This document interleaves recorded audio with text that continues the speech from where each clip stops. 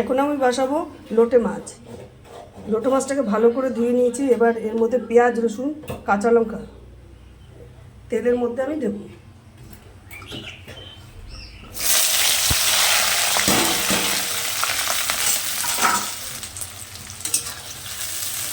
ভালো করে আগে আমি মশলা পেঁয়াজ, রসুন, কাঁচা লঙ্কাটাকে ভেজে নেব।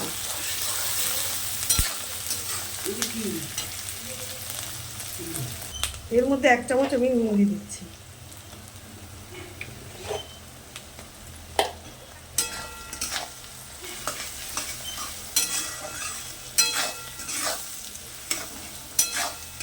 এর মধ্যে দিয়ে দেবো আমি এবার লোটে মাছটাকে।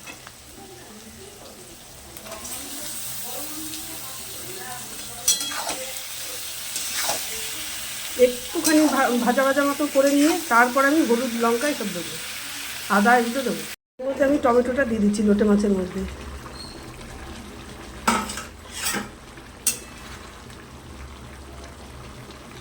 এবার আমি হলুদ আর লঙ্কার গুঁড়ো দিয়ে দেবো আর একটু আদা।